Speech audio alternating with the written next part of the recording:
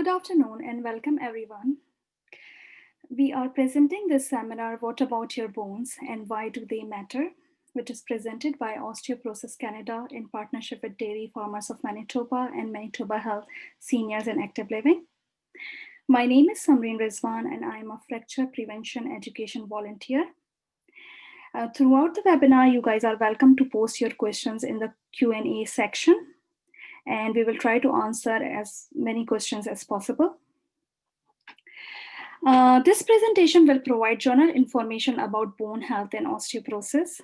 It is not intended as individualized health or medical advice. If you have questions about your bone health and osteoporosis care and treatment, please consult with a healthcare professional.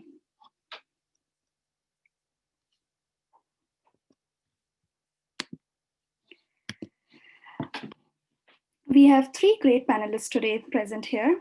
First is Dr. Bill, who is a professor of medicine and radiology at the University of Manitoba with over 350 peer-reviewed publications. Then we have Amanda Hamel, who is a registered dietitian and nutrition educator with the Dairy Farmers of Manitoba.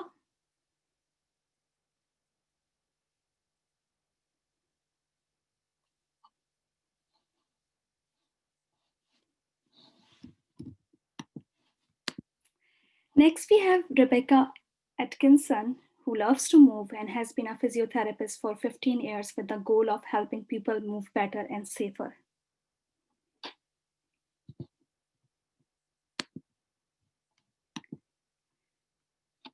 Osteoporosis Canada educates, empowers, and supports individuals and communities in the risk reduction and treatment of osteoporosis and osteoporotic fractures.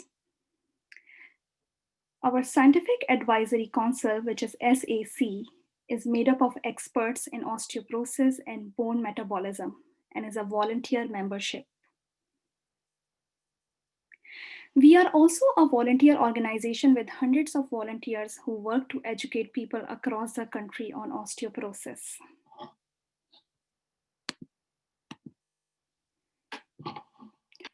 Before I pass this over to our guest panelist, I would like to provide a brief introduction to osteoporosis.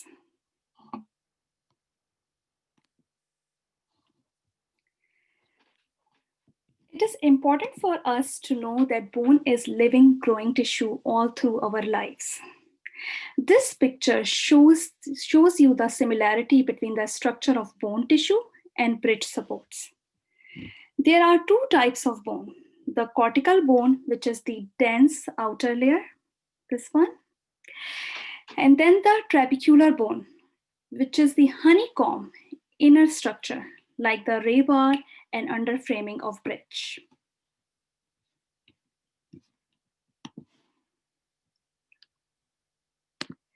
Now let's move on to the remodeling process, what exactly it is. Because bone is a living tissue, it is constantly repairing itself through a process called remodeling. The little pink cells in the first picture are called osteoclasts, and they eat away at the bone. The second picture shows cells called osteoblasts and rebuild new bone.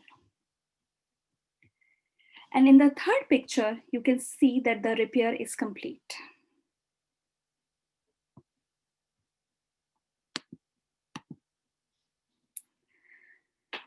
The activity of the osteoclast and the osteoblast varies throughout our life cycle. If you see in the graph, we have on the y-axis bone mass and on the x-axis age. So up to about age 20, we are building our bones until we reach our peak bone mass. This is the most bone we will ever have during our lifetime and happens around the age of 20. For about age 20 to 30, our bone mass does not change, it remains constant. Once we reach about age 30, osteoclast becomes more active, so the body begins to lose bone. We start losing bone at a rate of 0.5 to 1% every year. Around menopause, women start losing bone at an accelerated rate of about 2 to 3% per year. If you can see that the men lose bone more slowly as they age, with a higher rate of loss after the age of 65, so somewhere around here. Factors affecting your bone mass include genetics, hormones, your diet, which is calcium and vitamin D, physical activity, and other lifestyle choices. The better the peak bone mass is at a young age, the less likely it is that the bones will become porous and fragile to the point of fracturing when we get older. Sometimes it is said that osteoporosis is a pediatric disease that shows up in the older age.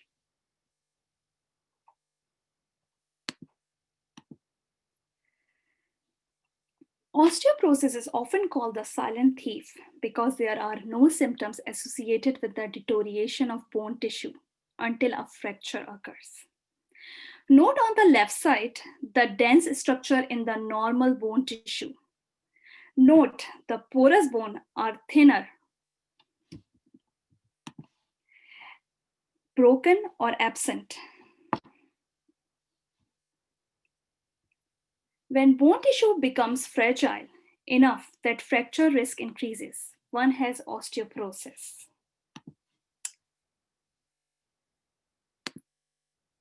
The four most common sites of osteoporotic fractures are the wrist, hip, spine, and shoulder.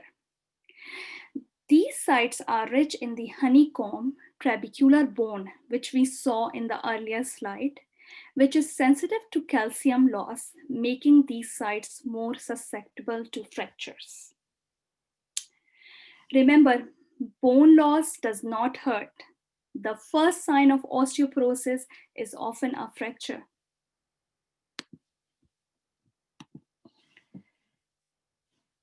It is not normal to break a bone from a minor fall. Fragility fractures are broken bones that happen spontaneously or as a result of normal daily activities or a fall from standing height or less. A fracture is one of the most significant risk factors for predicting future fractures.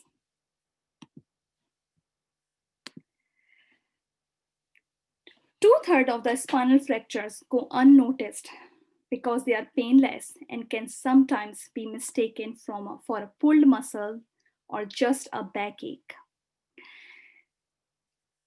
Spinal fractures can result in the vertebrae collapsing, causing a person to lose height. One fracture stacked on another will create a curve in the back called kyphosis. Something like this, as you can see.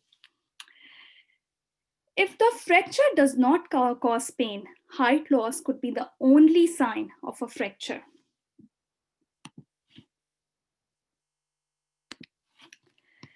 Height loss may be a sign of osteoporosis. Be sure to ask your doctor to measure your height on your annual visits. Height loss, as described, should trigger a spinal X-ray and assessment for osteoporosis. After that brief introduction to osteoporosis, I would now like to welcome Dr. Bill Leslie to share his expertise with you. Dr. Leslie will be using his own slides, so I will stop there so he can share the screen. Okay, thank you very much. That was a wonderful introduction and sets me up perfectly for what I'm hoping to cover with you over the next 15 minutes or so. Welcome to my friends across Canada and those of you interested in maintaining bone health. And I will be giving a bit of an overview on some of the importance of diagnosis and in particular, some of the challenges that we're facing in the era of COVID, which of course is a problem for healthcare providers and patients alike. Just to remind you that osteoporosis is a condition that predisposes to broken bones. The schematic is a picture of a broken hip bone, and the fractured hips are the fractures that are most devastating because they frequently lead to loss of independence, admission to personal care homes, and even death. We didn't really have a definition for osteoporosis until the early 1990s, when the World Health Organization came together and decided it was time to standardize the terminology around osteoporosis. And this is the definition that still applies today. It's a disease of low bone mass plus deterioration in bone tissue, which you've heard about already. But the important feature, which is underlined, is this causes the bones to be fragile with an increase in fracture risk. So you can diagnose osteoporosis if somebody has already had a fragile bone fracture, like a hip fracture, or you can diagnose osteoporosis because somebody is at high risk for sustaining these kinds of fractures. You've already heard the major types of osteoporotic fractures, although osteoporosis affects the entire skeleton, so all bones are potentially at higher risk of fracture. But this just shows in an average year in Canada, we expect to see somewhere around 140,000 fractures that we believe are fragility fractures, so connected with osteoporosis. These affect many, many different bones. I won't read out the list for you, but you can just see how large this number of fractures is compared with heart attacks, strokes, and even cases of breast cancer in a typical year in Canada. In fact, the numbers of fractures that occur vastly outnumber all of these other conditions combined, yet it doesn't really get the same attention. That's unfortunate because there are major consequences to fracture. This is a picture of a spine x-ray, and this shows a normal bone in your spine, another normal bone, and you can see that this one with the red arrow is very abnormal. This is a severely fractured, collapsed vertebral body in the spine. This may or may not have been painful when this occurred, and so oftentimes these are not diagnosed until x-rays are done, or there's been special testing to identify these. And that's important because all of these fractures, including the fractures that you can only identify from x-rays, increase the risk of hospitalization, loss of independence and entering personal care homes, of death, of more fractures, of reduced quality of life, and pose an enormous burden to the healthcare system, costing in excess of $1 billion per year. So it's very important to recognize these consequences of fracture. Yet surprisingly, most people who have had major fractures, including those hip fractures and spine fractures, rarely get adequately tested or treated for the osteoporosis that is underlying the fracture in the first place. This is called the care gap. And there's an enormous care gap after fracture that occurs not just in Canada, but internationally. And there are many efforts to try to address this. You can see that after a typical osteoporotic fracture, only about 20%, if you're lucky, of individuals will actually receive treatment, medication to prevent the next fracture, which could be the fracture that affects the hip and kills the patient. You contrast that with treatments that are given typically after a heart attack. After a heart attack, it would be considered criminal not to send people home on appropriate treatment to prevent another heart attack. But in fact, most people with osteoporotic fractures are sent home from hospital without any additional prevention. And this is something that Osteoporosis Canada is trying to change. One of the steps in that was the very important Osteoporosis Bill of Rights, which was put together through important stakeholders at Osteoporosis. I won't read out the whole Bill of Rights, but this is a template that in fact was adopted by the International Osteoporosis Foundation. And the most important point is highlighted here that all Canadians, wherever they live, have the right to effective bone care and fracture prevention programs. Now this talk has so far focused on osteoporosis, but I haven't talked at all about bone density, and I'll do that now. Bone density is typically measured with a machine called a dual energy X-ray absorptiometer, a DEXA machine. We have several in the province of Manitoba, and of course there are many across the country. And when we measure the bone density, we typically report what's called a T-score. A T-score is considered a measure of how low somebody's bone density is. If the T-score is above -1, that's considered normal. If it's below -2.5, that's in the range considered to equate with a diagnosis of osteoporosis, unless there's already been a fragility fracture, in which case you diagnose osteoporosis based upon the fact that a person has already had a fracture. And in between -1 and -2.5, we used to call that osteopenia, but that was a confusing term, and now we generally use the term low bone mass. It's not necessarily a treatable condition at all, but a description of the range of bone density between osteoporosis and normal. Now, the problem with that T-score definition, and the reason that we're moving away from bone density as the major and sole determinant of who to treat, is we know that most of the fragility in the fractures that occur in the population actually occur in people who are not osteoporotic by a bone density measurement. They're actually in that low bone mass osteopenia range. Now, bone density is a very good test, no question about it. This looks at the risk or the rates of fracture as the bone density goes lower in the hip. And you can see as the bone density goes lower in the hip down to the -2.5, -3, -3.5, that rates of fracture clearly go up. Rates of fracture are much higher in osteoporotic than in osteopenic than in normal individuals. But there aren't that many people typically in the population that have these very low bone densities. So when you put on the bars that show the numbers of fractures in the population, surprisingly, most of the fractures actually are occurring in this range. That's the osteopenia range, not the osteoporosis range, simply because the number of people with osteoporosis is not as great as the number of people with osteopenia. That's very important.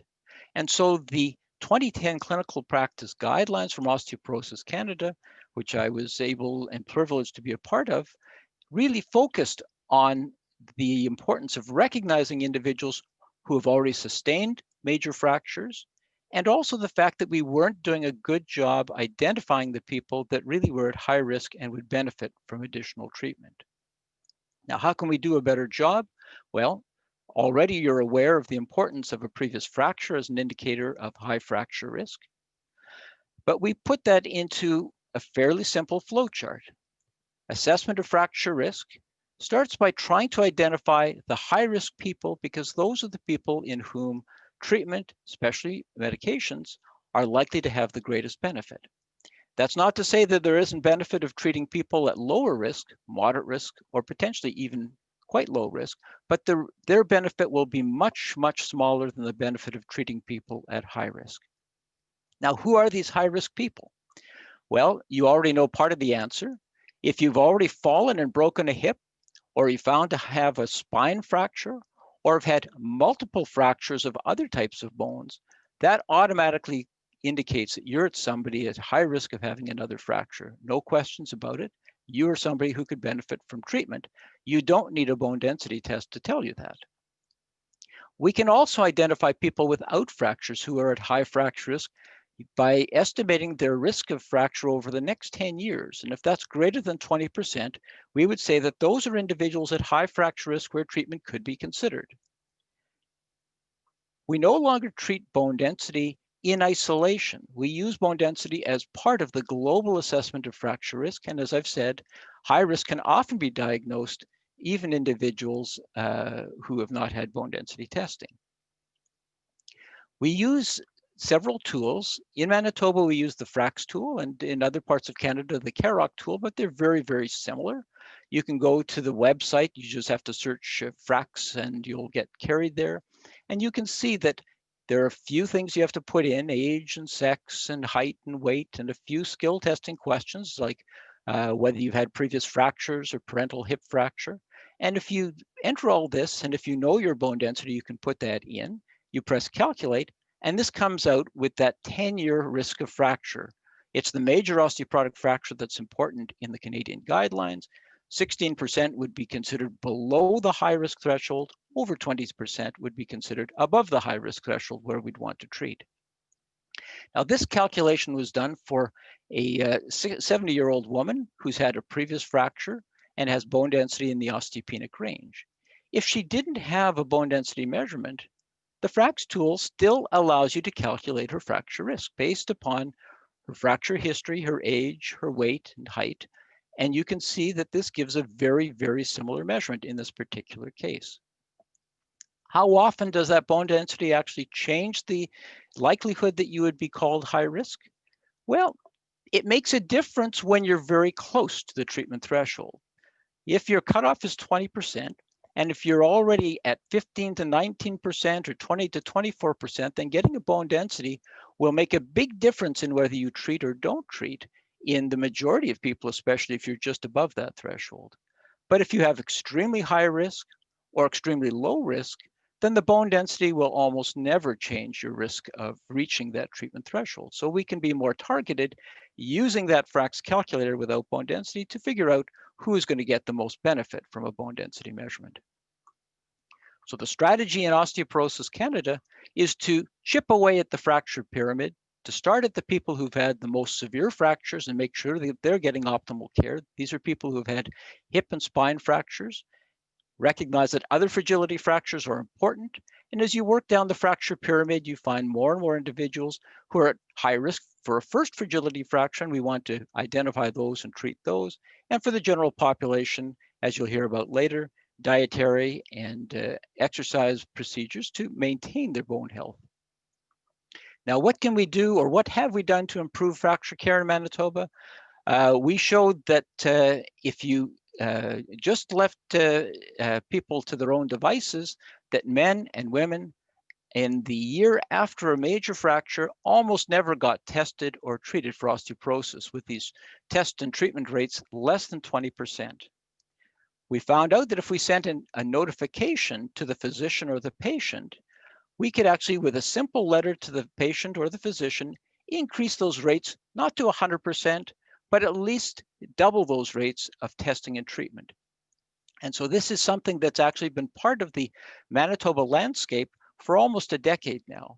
And so this is routinely performed for anybody who's had a major fracture. This increases the chances of people getting tested or treated for osteoporosis about 2.5 to 3-fold. And this is equally effective both in rural and urban areas. Have we fixed the care gap? I say we have not. These are a study we did where we looked at almost 4,000 women who qualify for treatment under the Osteoporosis Canada guidelines. So they're all high risk. And if we look at how many of them get treated, we find out that actually about 2/3 of those that have a bone density osteoporosis label, but less than a quarter if they're osteopenic and almost none if they're normal, even though these are all high-risk individuals. So after a hip fracture or a vertebral fracture, you should be treated. But unfortunately, if you don't get that BMD T-score label for osteoporosis, many of these people are unfortunately not being appropriately targeted for treatment. And we reported this and said that in some situations, this diagnostic threshold or label for osteoporosis based upon a T-score is actually a disincentive to initiation of treatment in many high-risk women, and that's something we'd like to fix. How have we tried to do that? Well, we've tried to modify our reporting in Manitoba. It used to be that if you had a hip fracture, and if you calculated the FRAX score, you might get a number of 16%, which would not be considered high risk, be considered moderate risk, even though we know a hip fracture should automatically make you high risk. So we changed our reporting. And so now with a hip fracture, we'll actually override that 16% and we'll say, no, you're high risk based upon the fact that you've had a hip fracture. But that still wasn't working to correct the care gap, because as long as physicians saw this BMD as not osteoporotic, it was a barrier to treatment. And so now we get rid of that. If you've had a hip fracture, if you're not osteoporotic on your bone density, you get not applicable for your BMD category. You're called high risk, considered pharmacologic therapy. And this is part of the initiatives that can hopefully help to close that care gap. Now, COVID is an extra threat to those with osteoporosis. There are many, many papers that have identified this in the short time that we've been living with COVID. I won't go through all of this, but I'll just quickly highlight that if you look at the reduction in visits to the FRAC's website as an indication of osteoporosis care, over the last the months from February to April 2020, when COVID hit, the darker the color, that means the greater the reduction in FRAC's visits. And you can see that across Europe, there was about a 50 to sometimes greater than a 75% reduction in FRAC's visits, indicating a reduction in osteoporosis care. Osteoporosis Canada on their website has some tools that highlight the importance of and approaches to maintaining bone health during the COVID era.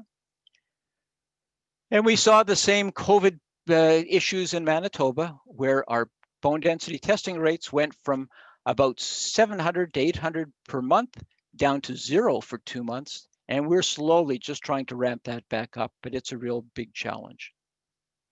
The one point about treatment of osteoporosis in COVID that I'll leave you with is the importance of not taking drug holidays in people that are receiving denosumab or Prolia, which is a very potent treatment for osteoporosis. And this is actually a newsletter we sent out to family physicians about a year ago, indicating that you should not be stopping this suddenly, because if you can't get the family's physician, you have to make other arrangements to keep your treatment going or substitute it with an alternative treatment, because if people stop denosumab or Prolia, they have very rapid bone loss and they're at risk for suffering major fractures very soon after missing their last expected dose.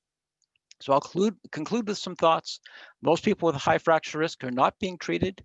Rural access and COVID are additional barriers to good osteoporosis care, and osteoporosis is much more than DEXA, and sometimes DEXA is actually a barrier to treatment. Thank you very much.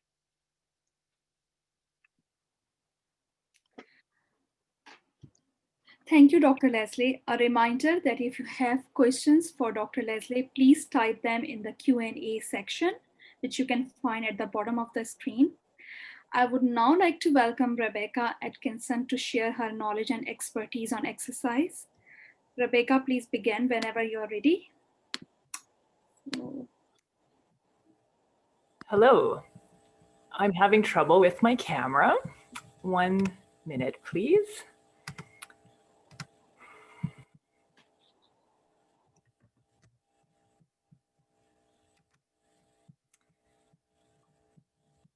I will just take a second to try one more option, and if it doesn't work, then I will go without a camera.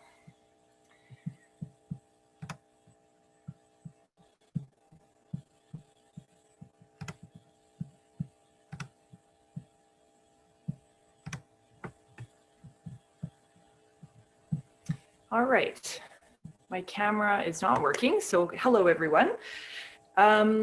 I'm here to talk with you about the importance of exercise for, oh,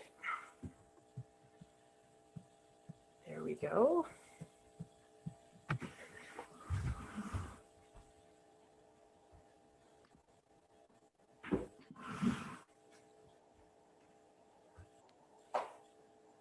All right, hello.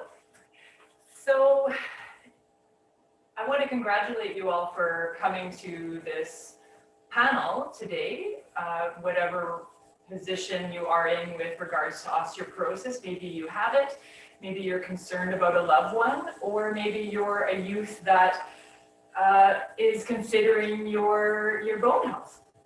So welcome and thank you for coming and pat yourselves on the back for taking care of yourself. So exercise is so important for your whole health. And with regards to your bones, it can increase your physical capacity. And right off the hop, that's what you want to think about when you begin an exercise program. You want to know what goals you want to achieve by exercising. So for example, if stairs are a challenge for you now, you could work towards improving doing the stairs and making them easier. You can secondly prevent falls by exercising. If you have one fall you're likely to have another fall, and often that can be because you stop being physically active because you are afraid of falling. So by keeping fit, you decrease the likelihood of falling by having greater agility, and even if you do fall on accident, you will still be able to maintain a sense of self-confidence in your skills. Exercise protects your spine from fractures, keeping your posture and your awareness of how you move increases as you use your body regularly. And lastly, by pulling on the bones and impacting them in the ground, you build, at least slow the rate of bone loss. You're causing those osteoblasts to be stimulated. So before you exercise though, there's some things to consider, and that is your fracture risk, like Dr. Leslie described. We want to make sure you're doing activities safely. And you should not experience any pain with any exercise you do. So it's a good thing to come to a professional that understands osteoporosis and exercise, like a physiotherapist, to make sure you are doing things well and safe for you. Next slide, please.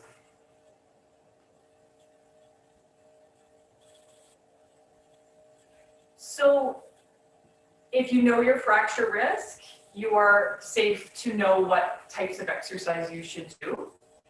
And generally, if you're low to moderate risk, you can keep doing what you're doing.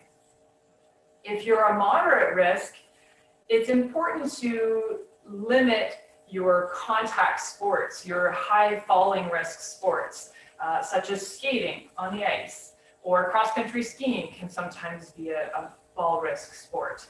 Certainly hockey, where it's contact.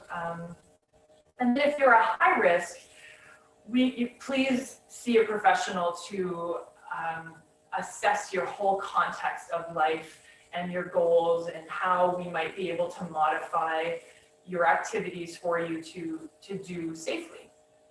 And right now there is online consulting occurring within healthcare professionals. So with COVID here, please reach out to your exercise specialists and see if they will work with you online, and if there's classes to look online as well. Next slide, please.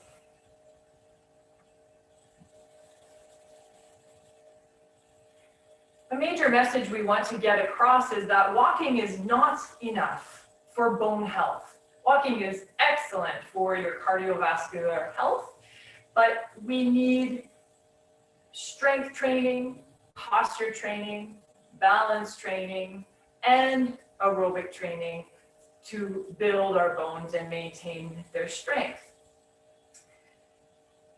And again, physiotherapy can help integrate these exercises. Often you can do one exercise like walking lunges and target your balance, your strength, your posture, and if you do them more quickly or with lots of repetition, low loads, you can target all of those things in one exercise.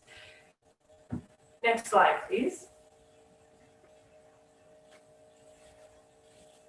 But before we get into specific exercises, it's critical to take care of your back. And that's regardless of your risk for osteoporosis. As a physio, we see back pain as like #1 complaint of pain. And there's a lot of things we can do to take care of our back. I've heard it called spinal hygiene, like you would for your teeth. So think about keeping your core aligned and strong with everything you do. And so we want to avoid, especially with osteoporosis, bending, flexing, twisting, lifting with a load. It's very high loads on the spine, and if you are at a high risk of fracture, you will likely break by doing a full twist, flexion, and lifting, something like that. So we want to think of using our legs. We want to hip hinge, bending in the hip. We want to bring the load close and put it down on a table instead of all the way onto the floor. Next slide, please.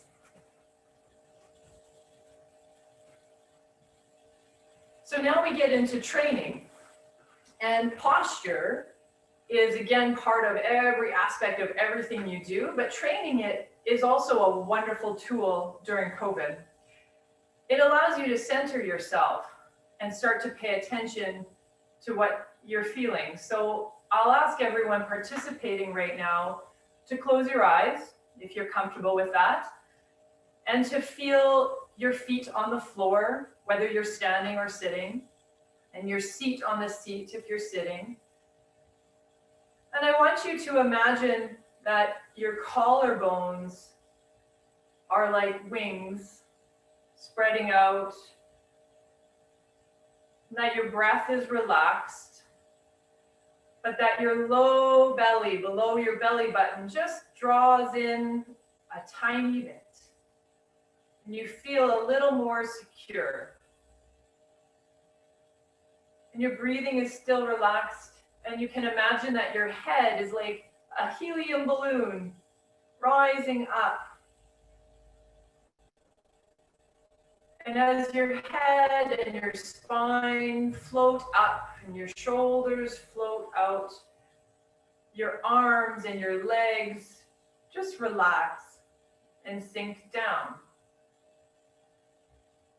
And hopefully, as you relax out of tension points, you'll find that your ear is over your shoulder, and your shoulder is over your hip, and your hip is over your ankle. And training that every day, many times throughout your day. Now that you're working from home, if that's what's happening with COVID, you don't have to worry about your coworkers wondering what you're doing when you stand up often and you stand flat against the wall. Or you take a break and walk to the photocopier. Stand up as often as you can throughout your day, because sitting is a big load on your spine. So please relieve it. Laying down, sitting and standing training for posture can happen every day, and a physiotherapist can help you design a program. Next slide, please.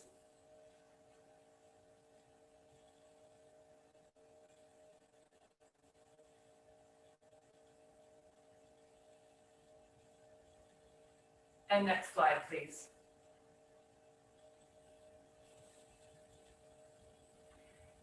Strength training is a major component of osteoporotic fitness. It pulls, the muscles pull on your bone and stimulate them. And often strength is the limiting factor in doing what you want to do, such as going up those stairs. It's likely a strength issue, as well as balance and other factors. But I see as a physio, mostly strength limits functional capacity. So next slide, please.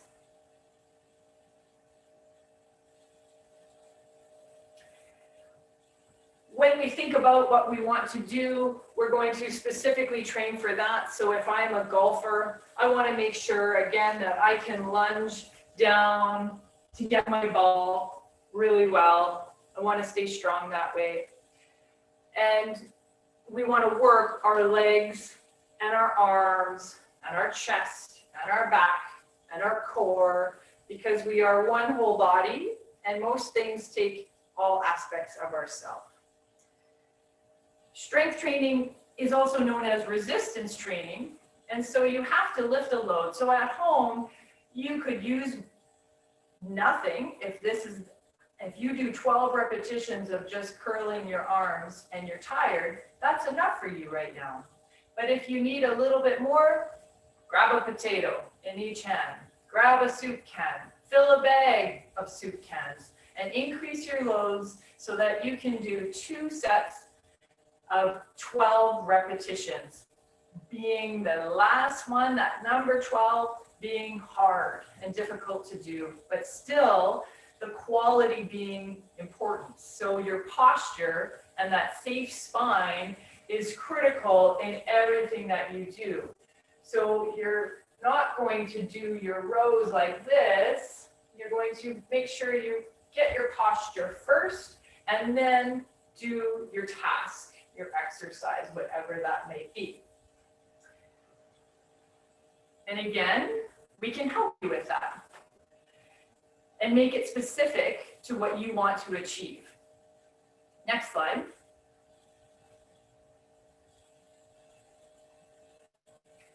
Now, balance, I find most people neglect in exercises.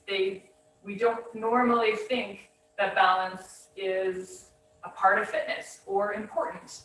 I find most people think that it is a specialist thing. If you are a dancer, you need to train your balance.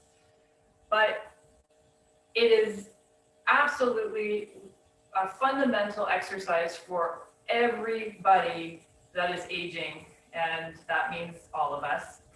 And so with osteoporosis, it's even more important because your bones are fragile. And if you lose your balance and fall, if you're at a high risk, you will likely fracture a bone. And it's no fun to have a broken bone. So balance can be challenged in many ways, but we have to do it safely. So we should start with where we are a little bit challenged and have help to find out what that is. And then when we've achieved that level of safety, challenge ourselves again, but not to the point of falling over. So having a chair, like the woman in the picture, or in front of you to hold on to, or a stable surface, or a chair behind you so that if you wibble wobbled and had to fall, you at least would have a stable surface to sit on. And next slide, please.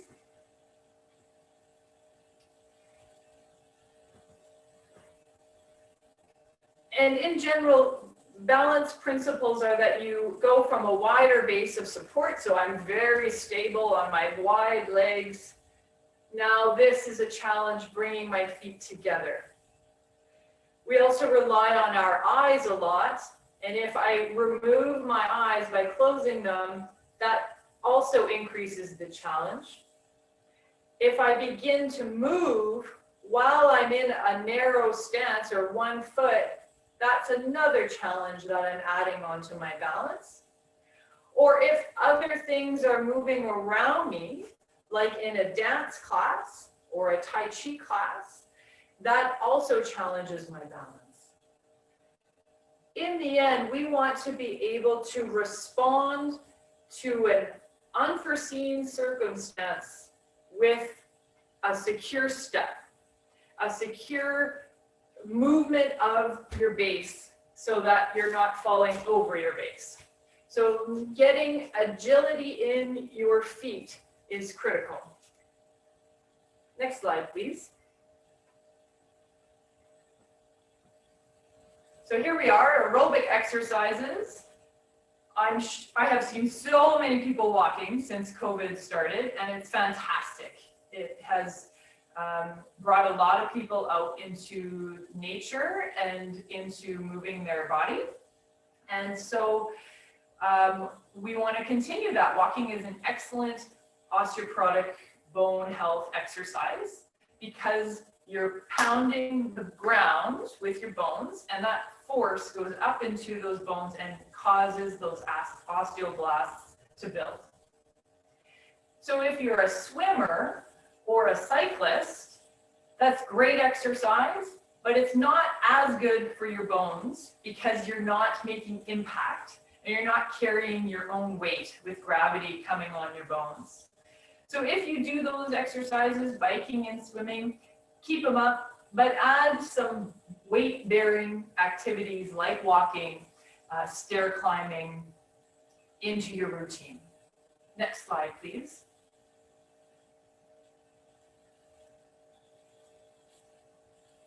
How hard to work while you're walking is depending on your fracture risk. If you're a high risk, we would like you to stay in the moderate zone. So walking and still being able to talk while you're walking, but singing would be difficult.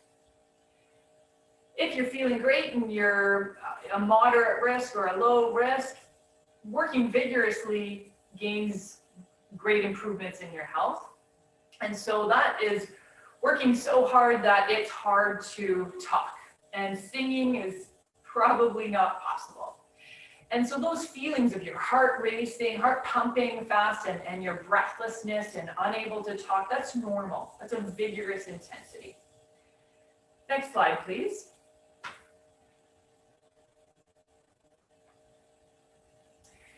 And so it's fun to add a little bit of competition. That's something you could do at home just to try to get motivated. You could tell your friends, okay, we're gonna walk 10 miles this week because we wanna make sure we get in our 150 minutes a week, which is about 30 minutes every day. And having a goal helps you do things. And 10-minute bouts are allowed. You can do 10 minutes in the morning, 10 minutes in the afternoon, 10 minutes at night, and fit that exercise into your life. But get the intensity up a little bit. So for example, if you have to go check on the animals out on the farm, do maybe an extra lap around the corral. Walk fast while you do it, and get that heart up. Next slide, please.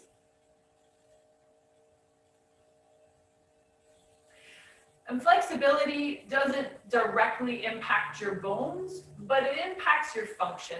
And the more range of motion you have and the flexibility you have to move your body, the easier things are. And the easier it is to do the exercises. So it's important to progress the length of your muscles and the range of your joints. And posture is a part of that. So if you've been working at home at a poor desk situation and you've started to really round, or you're breastfeeding lots, these muscles in the front of your body are tight. And so we need to strengthen the back and we need to stretch the front to come back into a strong, safe, neutral alignment. Next slide, please.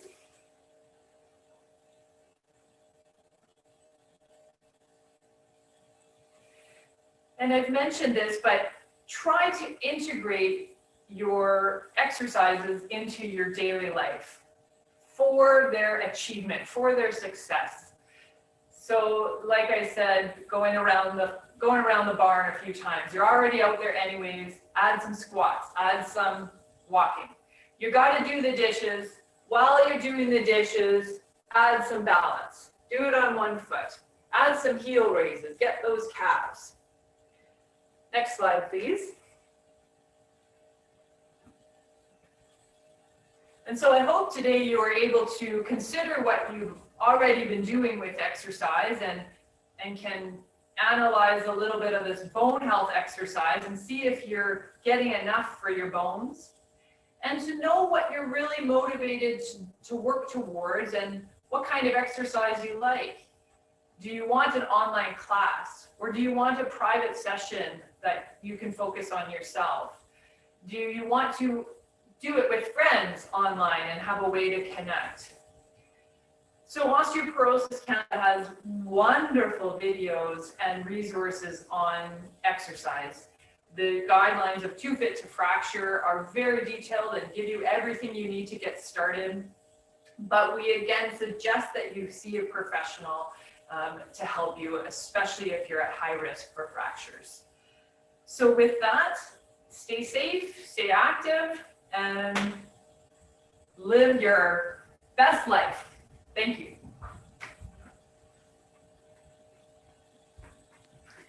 Thank you very much, Rebecca. Now I would like to welcome Amanda Hamel to provide us some tips on eating healthy for our bone health. Amanda, please begin when you're ready. Well, I don't know about you guys, but I'm watching my posture now. So thank you for that, Rebecca. The information I'm going to share on bone health nutrition will be very short and sweet because I know we have lots of great questions to get to. So let's dive right into it. As Samreen mentioned earlier, there are many factors that play into bone health. So things like genetics, gender, age, geographical location, lifestyle habits. So first and foremost, we know that calcium is absolutely crucial to maintaining our life. And just about every cell in the body requires this mineral to function and for our bodies to regulate all of our functions carefully. So bone is a place where the body stores calcium, and 99% of the body's calcium is found in bones and our teeth. 1% of the body's calcium is found in the blood, where a lot of those life-sustaining functions need to happen. So if there's not enough calcium in our diet, that's when calcium is drawn from our bones to ensure that our blood levels are maintained healthy and in a safe range. And the body regulates its supply of calcium in 3 ways. And the first is that it absorbs calcium directly from the food that we eat. The most preferential way to get calcium is through food, and we'll talk about that in just a moment. The second way is that it slows down the amount of calcium that leaves the body through urine by returning some of that to the bloodstream where it is available for those vital functions. And so calcium is taken from our bones if it's not readily available. And so when this happens, that's when our bones become thinner and more fragile, as Dr. Leslie and Samreen were talking about at the beginning. So Osteoporosis Canada recommends that adults between the ages of 19 to 50 get 1,000 milligrams of calcium per day, and over the age of 50, 1,200 milligrams per day. Next slide, please. As I said, Osteoporosis Canada strongly recommends that we get most of our calcium through food whenever possible. And as a dietitian, I totally agree with that. If your diet is giving you enough calcium, you should not take extra supplements, and we'll chat about that in a moment as well. So that begs the question, how do we know if we're getting enough calcium? So I have a quick tip for everyone in the audience to write down. So as a rule of thumb, if you eat a variety of foods in general, give yourself a baseline of 300 milligrams of calcium just for eating. And then from there, you can add on more calcium depending on your food choices. So for example, and these are just quick examples, you can add 300 milligrams if you say drink a cup of milk, or if you drink a cup of fortified soy, rice, or almond beverage, or even fortified orange juice. Give yourself 300 milligrams if you eat, let's say, some plain yogurt or your favorite kind of yogurt. And also give yourself 300 milligrams if you have, say, a salmon sandwich, but with the bones. You have to make sure that those bones are in there because that's what provides the calcium. So really quickly, as you can see, it's a lot easier to get the calcium from food than perhaps you might think. But I would definitely recommend checking out the nutrition section of the Osteoporosis Canada website, where you can find the calcium calculator. And I'll show you that in just a moment. Next slide, please. So there are many, many options for eating your calcium. And I would just say that all sources of calcium count. So whether you're vegan or vegetarian and you choose mostly plant sources of calcium, or if you have other sources of calcium, like I said, the salmon with bones, it's a variety that counts. And just click on the mouse there for the next point. Perfect. And just a quick note that some plant sources of food do contain compounds called phytates and oxalates, which do inhibit the absorption of calcium. However, that should not stop you from eating your greens. And I will also note that in smaller communities, it may be more difficult to find those plant sources of calcium like fresh kale or bok choy. But the bottom line here is that variety is really key. And next point, please. And next slide. So really, variety is truly key. So like I said, the more you can get through your diet, the better. Next slide, please. So here are some really quick tips to kind of boost your calcium intake through your diet. And they're just ideas. There are lots of other ideas out there as well, but you can enjoy a broccoli salad. That's really easy to put together. There's lots of great plant sources of calcium in there. Next one would be to sprinkle some sesame seeds on a salad, for example, or even your toast in the morning or your cereal. You could add skim milk powder to soups and gravies. You can toss in some shredded kale into a salad or your favorite smoothie. You can use, like I said, canned salmon or sardines with the bones finely crushed. Kefir is a great option if you want to try something new. It's a fermented milk beverage and that goes really well in smoothies too. Handful of almonds never fails. You can pair that with a piece of cheese. You can add toasted nuts or seeds to kind of crust fish if you want to boost the calcium. And of course, really simply, you can enjoy whether it be a fortified, has to be fortified, orange juice, soy, almond, or rice beverage, or a glass of cow's milk for sure. So if at the end of the day you really find that you can't get the calcium that you need from food, then you'll definitely want to consult with your doctor to discuss adding a supplement to make up the difference. So this brings me to the next point here, which is all about the calcium calculator. So if you go to osteoporosis.ca, there is a section on bone health and osteoporosis. And you simply click there and it'll take you to, you'll see there's a section for the calcium calculator. And basically it's very simple. It just walks you through some easy steps to kind of put in your typical day of eating. And then it spits out how much calcium you typically have. So I'd highly recommend taking these, what you find from the calcium calculator and bringing them to your family physician, just to show that you've done your homework if you really are concerned about how much you're consuming. Next slide, please. And of course, we can't talk about calcium without talking about vitamin D, or the sunshine vitamin. So consuming enough vitamin D is definitely essential for the body to absorb calcium. And unfortunately, there are very few reliable food sources. So on top of that, we also live in a northern country, and the sun is also an inadequate source of vitamin D. So because of that, Osteoporosis Canada recommends that we, for adults over the age of 19, that we take a daily vitamin D supplement. And the best supplement to purchase is vitamin D3, also known as cholecalciferol. While most multivitamins or calcium supplements also contain some vitamin D, the amounts can vary. So I would definitely suggest looking at the label, and if you're unsure, to talk to your doctor or pharmacist about that.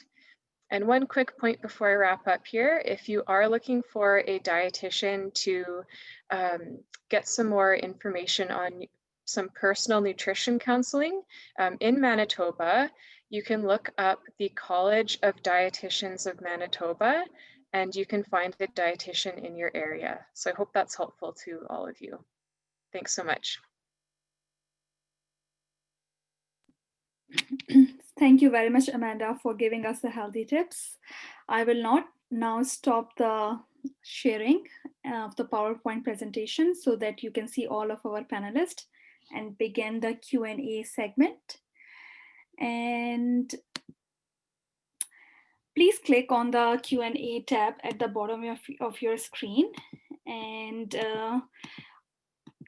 just give me 1 second. I'm facing some.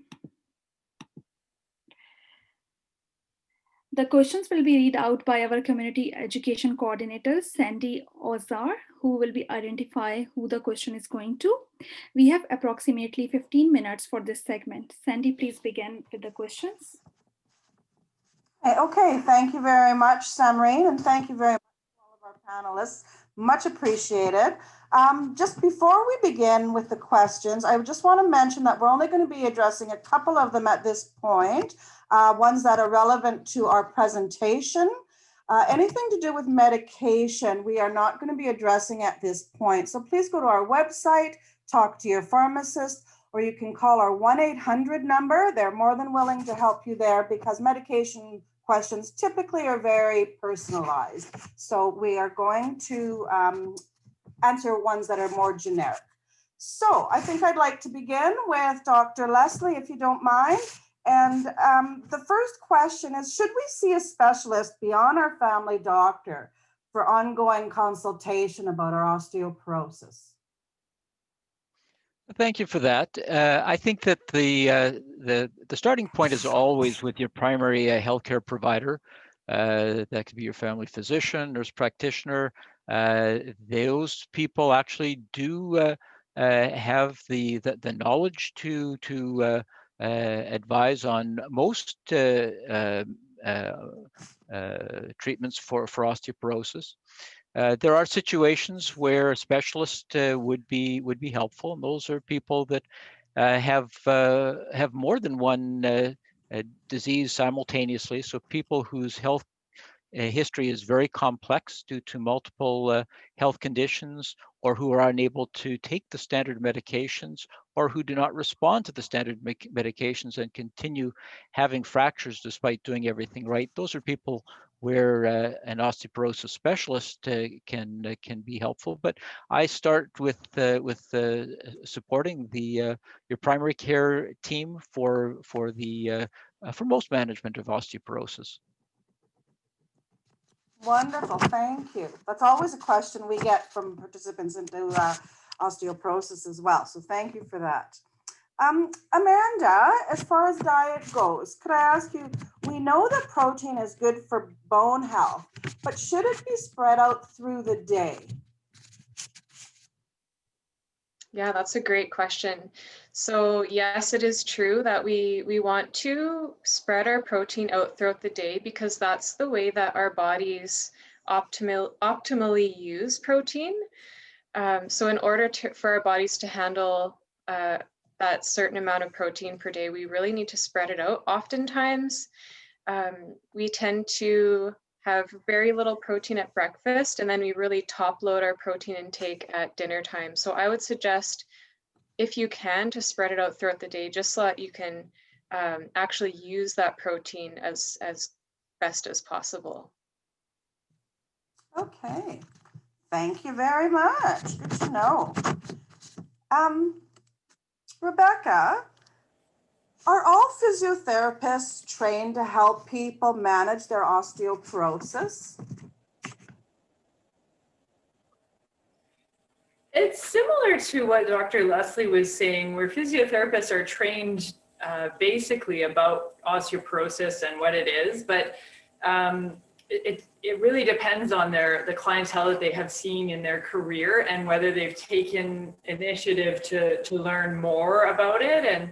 And so Osteoporosis Canada recommends that you see someone that's been bone fit trained.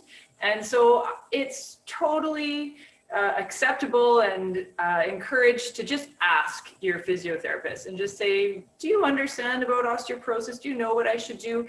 And they'll tell you. And if not, then they should refer you on to someone who knows more. So please just ask. Okay, thank you very much. Or I have one more thought. Like Amanda mentioned with the College of Dietitians, the College of Physiotherapists also has a list of physiotherapists, as well as the Manitoba Physiotherapy Association. And physiotherapists put their specialties or the things that they have extra training in under those. So you can streamline your search through the college or the Manitoba Association. Okay, thank you. Thank you. I'll go back to Dr. Leslie. Can osteoporosis be reversed or improved? The simple answer to that is yes, absolutely. That's why we're here. If we couldn't do anything about it, what would be the point of having Osteoporosis Canada and having all of these people trying to help you? Now, the sad fact is we can't cure osteoporosis. At the present time, we have treatments that can reduce risk for fracture, by around 30 to 50%. So people that are taking good treatments can reduce their risk for a fracture quite substantially. And that's more effective actually than heart medications to prevent heart attacks. But we can't prevent all fractures and we can't cure osteoporosis yet. But stay with us. New treatments always on the horizon. Great, thank you. Thank you. Amanda, is an alkaline diet or other types of specialty diets good for bone health? Oh, I love this question. I think I can maybe start that off by saying that the alkaline diet has been debunked many, many times. I would say this diet has been popularized by celebrities for the most part, but really it was created by somebody who I would say doesn't really know a whole lot about physiology or science, if I could say that.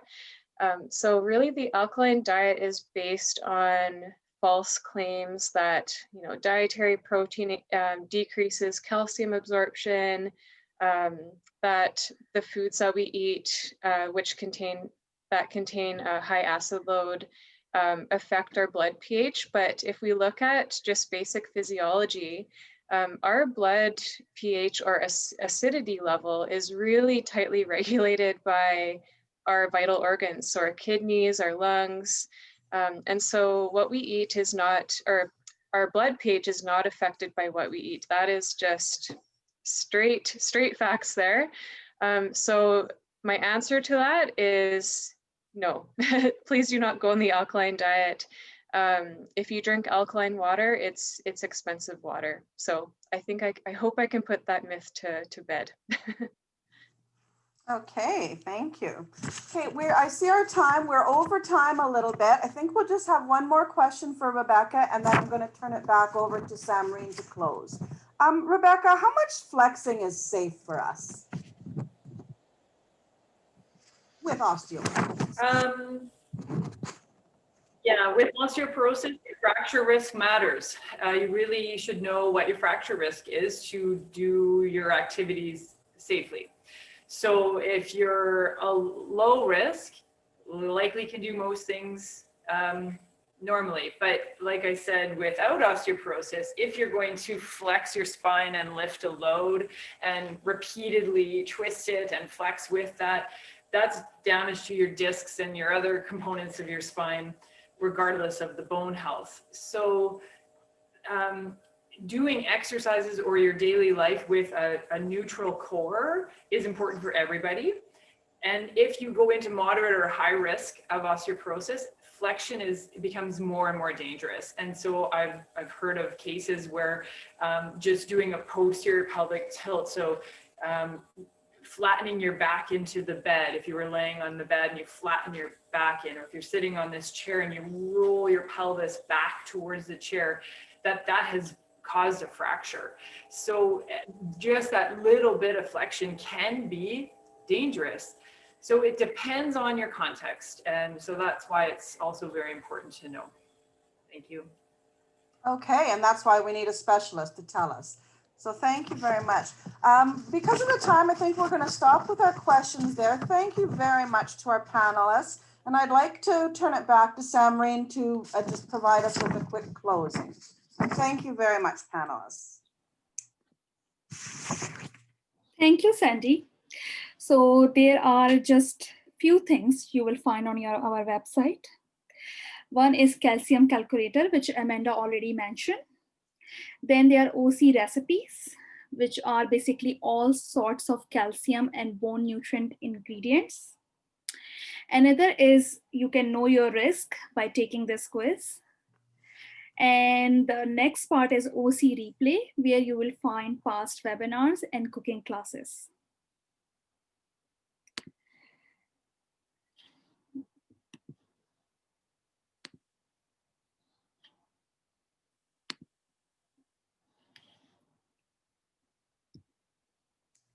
For those of you who are interested in finding out more about medications, there is a webinar next week on January 28th, Thursday at 2 p.m. Eastern Standard Time, and which would be, I believe, 1 p.m. Mountain Standard Time.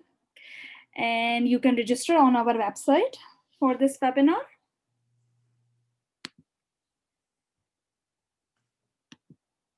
And if you are looking for local events, please contact one of our regional coordinators. Their names are listed here, as well as the email and the phone number, which you can use to ask any questions you may have. That concludes our webinar. We hope you have enjoyed it and are taking away just a little bit more information to help you in your journey with managing your bone health. Thank you very much, everyone. Have a great rest of the day. Bye-bye.